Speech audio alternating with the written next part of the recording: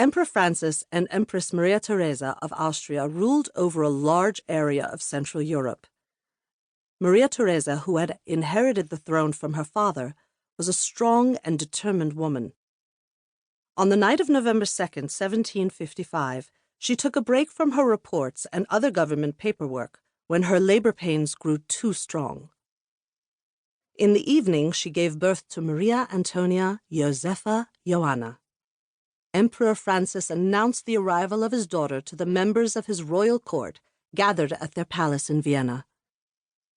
Maria Antonia joined a household already full of archdukes and archduchesses, 4 brothers and 7 sisters. Another brother would be born the following year. It was a royal tradition to give all the archduchesses the first name Maria. The girls were called by their second names, so Maria Antonia's parents called her Antonia. The family spent winters at their palace in the heart of the city. In the spring and summer, however, they moved to another enormous palace about 5 miles away. Decorated with mirrors, painted ceilings, and tapestries on the walls, this palace had many rooms for each child. It was surrounded by the gardens and woods of a 500-acre park. There was even a zoo with a camel, puma, and rhinoceros. Even though Austria had an emperor and an empress, Maria Theresa was the ruler. Her husband, Francis, simply assisted her. Empress Maria Theresa was much too busy to watch her children, so she hired governesses to take care of them and tutors to teach them. As royalty, the archdukes and archduchesses lived a glamorous life.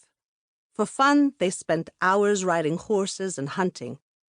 During the cold Austrian winters, they rode swan-shaped sleds through the snow. Antonia spent more time playing on the palace grounds than paying attention to her lessons. She had a beautiful voice and performed in family concerts, singing while her brothers and sisters played the music. In 1762, when Antonia was 6 years old, a special musician visited the royal family in Vienna. His name was Wolfgang Amadeus Mozart. Mozart was the same age as Antonia. Stories say that the little musician slipped on the well-polished floor of the palace. When Antonia helped him up, Mozart declared that he wanted to marry her. Mozart, 1756 to 1791. Wolfgang Amadeus Mozart was born in Salzburg, Austria. He showed musical skill on the violin and keyboard from the time he was 3 years old. He started writing his own music when he was only 5. Mozart is one of the most famous classical composers of all time. He is known for his many symphonies, his chamber music, and his operas, such as Don Giovanni and The Marriage of Figaro. Antonia's father, the emperor, died in August 1765. Antonia was only 9 years old.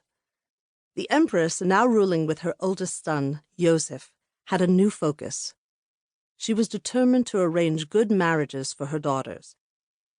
At the time, royal marriages were very important. Royal couples did not marry each other for love. They married to strengthen the bond between 2 countries so that the countries would support each other, especially during times of war.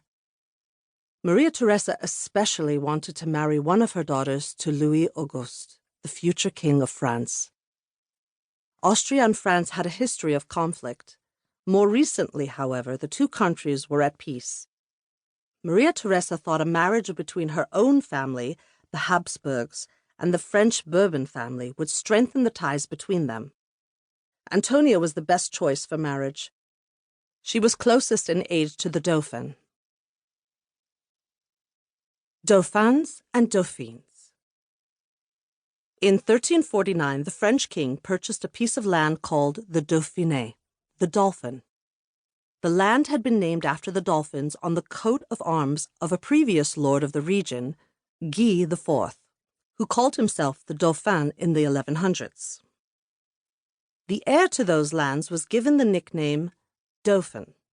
The name stuck, and for the next 500 years, Dauphin came to refer to the oldest son of a French king, A dauphin's wife, the future queen, was called the dauphine.